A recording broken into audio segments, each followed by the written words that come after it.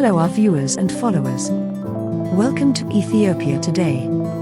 In our today's presentation, we will bring you a press statement of the Eritrean government on the latest ignited war in Ethiopia. Eritrea rejects EU's unwarranted accusations.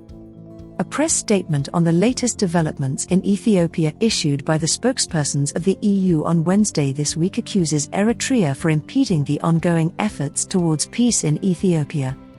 This accusation is not only factually baseless but it also overlooks, willfully and for ulterior political considerations, the fundamental causes and dynamics of the war in Ethiopia, the press statement underscores.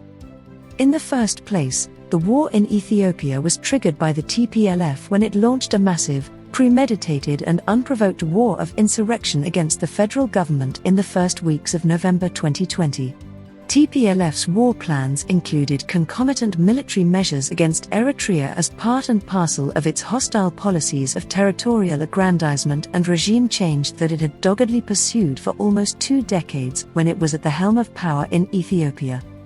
It must be emphasized here that the EU, both collectively and through its individual member states, extended substantial budgetary and other fungible assistance to the TPLF throughout these years despite its illegal occupation of sovereign Eritrean territories in contravention of the EBC award and the Algiers peace agreement facilitated and brokered by the EU and other powers. The EU's kid-glove treatment of the TPLF in those years did not only contribute to regional instability but emboldened the TPLF to violate international law with impunity. Secondly, the current cycle of war was again ignited by the TPLF when it launched its third offensive on the 24th of August last month. To pursue its reckless and repetitive military offensives, the TPLF continues routinely to commit abominable crimes including forced conscription of child soldiers that it is using as cannon fodder in its human wave attacks. It has funneled WFP fuel and trucks for its war effort. These acts have not been condemned by the EU and certain powers who seem to have an interest to downplay TPLF's sole culpability and portray it as a victim.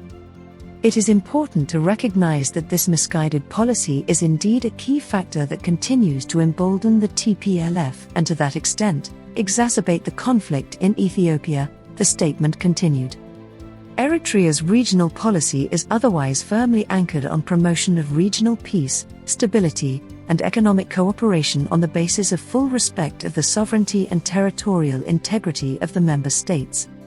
Indeed, Eritrea cherishes regional peace as it has been affected by imposed and intermittent wars in the past decades, it concludes. Thanks for staying with us. Don't forget to like, share, post your comments, and subscribe to our channel. Let's work with the algorithm of the platform. These are the ways you can support our channel to continue producing this and similar contents. May God bless all our nations and their people. Thanks again.